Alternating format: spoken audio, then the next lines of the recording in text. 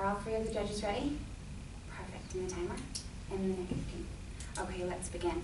In this very last affirmative constructive of the round, we're going to be going point by point and addressing every single issue that the negative team has brought up.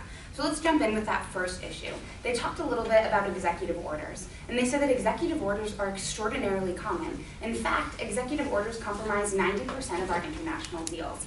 Now, the affirmative team is not disagreeing that executive orders are common.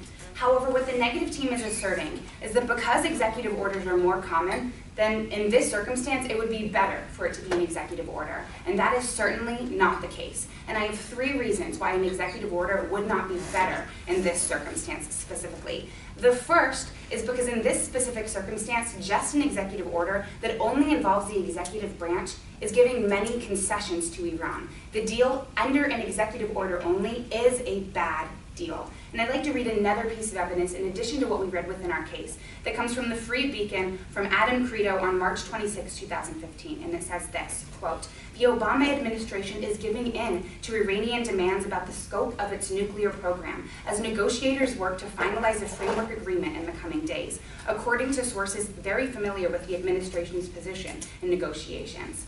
U.S. negotiators are said to have given up grounds on demands that Iran be forced to disclose the full range of its nuclear activities at the outset of a nuclear deal. A concession, experts say, would gut the verification of the Obama administration has vowed would stand as the crux of an Iranian deal," end quote. This evidence goes on to give other examples of the concessions that the Obama administration is giving in the current negotiations. What this evidence proves to you, the impact of this evidence, is that in the status quo, in this specific example, not for all executive agreements ever, but with this specific executive agreement, it is not going well, and it could definitely be improved. Another reason that it could be improved is that we could make this executive agreement last longer. Why? Well, in cross-examination, we address this. An executive agreement can be overturned by the next president. A treaty, however, cannot be overturned by the next president. Congressional approval in calling this deal a treaty would make it longer than what we would have as only an executive agreement. And this comes from the newspaper called United with Israel from Aria Severe on March 9th, 2015. And it describes this a little bit.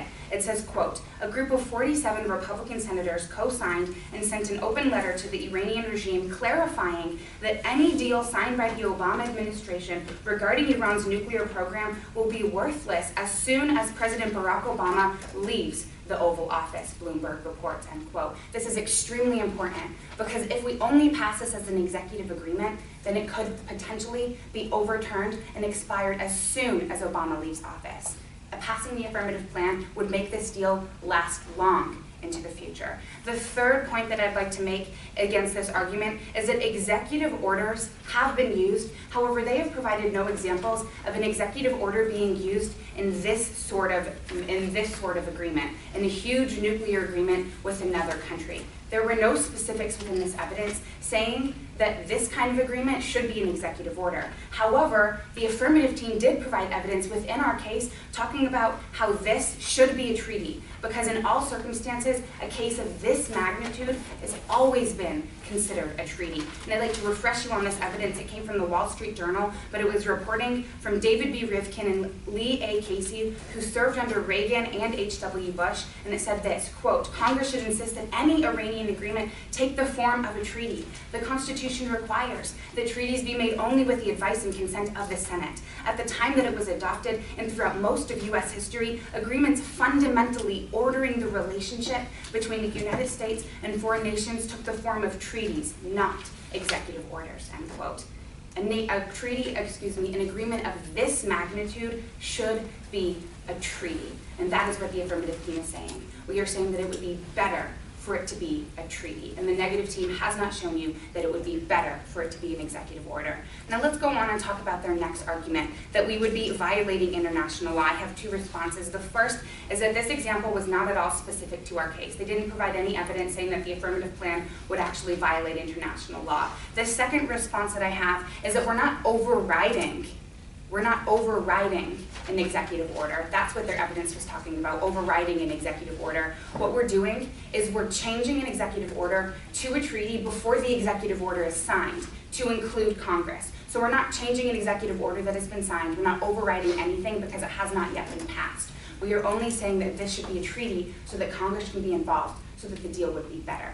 Now that we've addressed this, I'd like to talk about the guarantee argument. They said there's no guarantee that Congress would even make the deal better. Well, my first response is that there is no quote-unquote guarantee whenever we make any sort of policy decisions. We can't say 100% this deal is going to be perfect if we pass the affirmative plan. But what we can present you is with a near certainty. And this brings me to my second point, near certainty. They didn't provide any evidence talking about how it would be a bad deal if Congress was involved. However, we read a piece of evidence that came from Senator Kelly Ayotte that said this, quote, "If Congress has an opportunity to conduct oversight of this deal, it will almost certainly better protect the American people and enjoy more credibility and durability even after President Obama leaves office," end quote.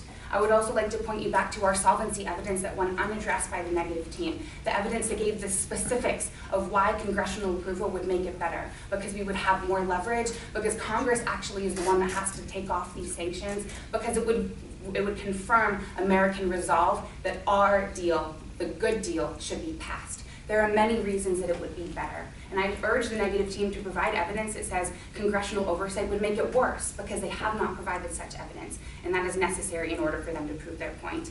Secondly, they said that nothing would happen if we passed our deal because Republicans and Obama don't get along. However, I have two responses. The first is that this is bipartisan. It is not only Republicans. This comes from the Blaze, Peter Kispauer-Wicks, on March 19, 2015, after the last elections, not before, as the negative team said. And it says this, quote, "The Republican and Democratic leaders of the Senate Foreign Relations Committee announced Thursday night that their committee would vote on April 14th on legislation to require any Iran nuclear deal to be reviewed by Congress," end quote.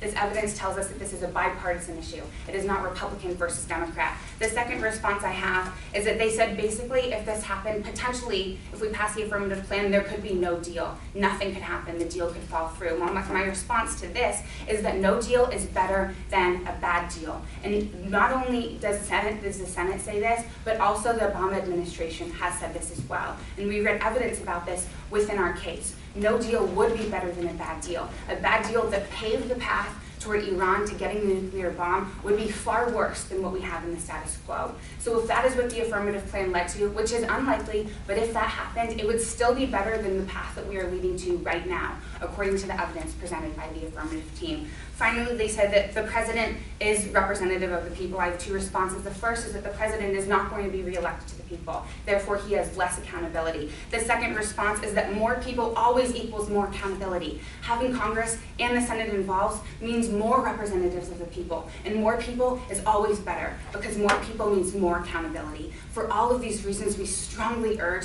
that you vote for more accountability, a longer deal, a better deal, that you vote with the affirmative team. Thank you, and I now stand ready for cross-examination.